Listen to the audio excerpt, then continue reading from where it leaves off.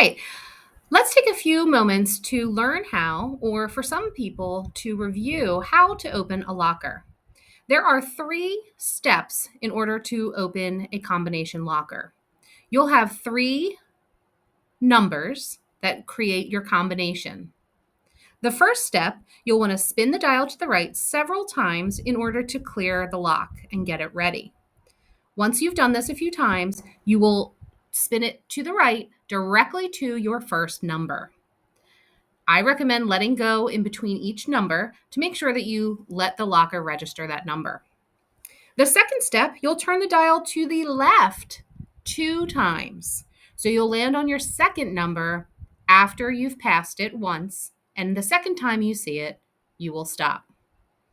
Finally, the third step, you will go directly to the third number, but you'll be turning the locker combination dial to the right for the final time. So 3 steps. First spin to the right. Second time you'll spin it twice to the left. And the final time you'll turn it back to the right using the 3 digits that you have been given for your combination. Let's watch opening a locker using the steps that we just shared with you. So the first thing that I always like to do is I like to just spin it to the right quite a few times just to clear that locker. All right. Now the combination for this locker is going to be 2, 16, and then 4.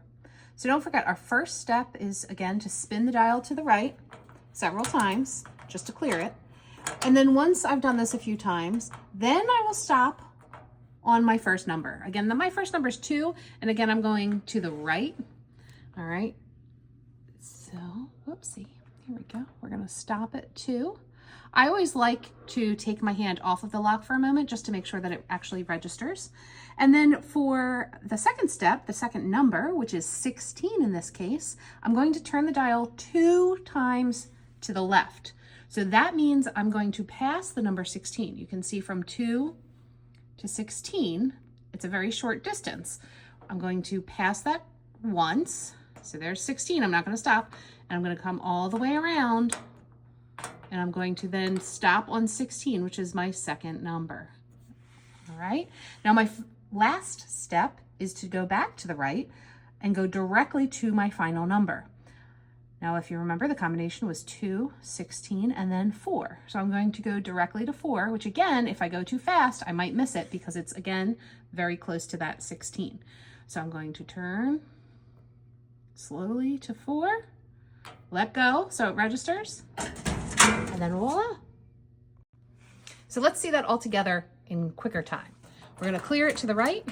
We're going to stop at my first number, which again was a 2. Right here. I'm going to go to the left 2 times. 16, there it was 1 time. And on the second time, I'm going to stop on 16. There it is. Now I'm going to go back to the right for my final number, which was a 4.